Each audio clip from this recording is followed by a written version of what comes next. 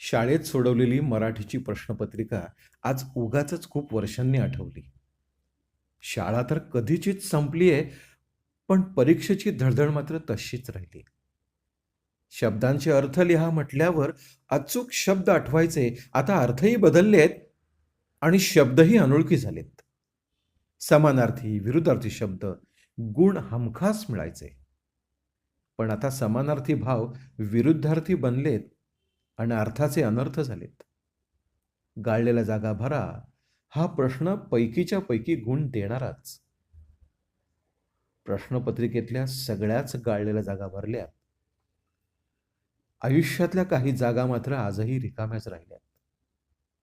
पेपरातल्या जोड्या जुळवा क्षणार्धात जुळायच्या, पण नात्यांच्या जोड्या कधी जुळल्या तर कधी जुळता जुळता फसल्या.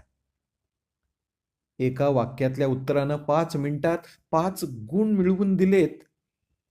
आयुष्यातले काही सोपे प्रश्न आजही तिथेच तटस्थ उभे आहेत, एकाच जागी उत्तराची वाट बघत.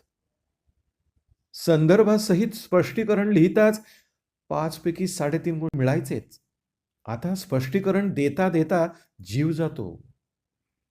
कवितेच्या ओळी पूर्ण करणं अगदी आवडता प्रश्न.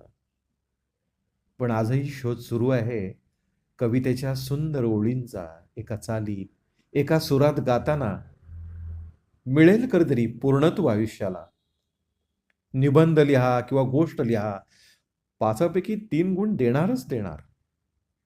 पण आता कितीही कल्पना लढवा किंवा म्हणींवरनं गोष्टी तयार करा, पण त्याचा विस्तार मात्र नियतीच ठरवणार. तेव्हा आपण अभ्यासक्रमावरून परीक्षा द्यायचो, काही प्रश्न ऑप्शनलाही टाकायचो. आता परीक्षा आधीच द्यावी लागते, अभ्यासक्रम मात्र नंतर कळतो. आणि आयुष्याचा अभ्यासक्रम अनोळखीच असतो आणि कुठलाच प्रश्न ऐच्छिक नसतो. शाळेत सोडवलेली मराठीची प्रश्नपत्रिका आज उगाचच खूप वर्षांनी आठवली. तेव्हाची परीक्षा आज फारच सोपी वाटली.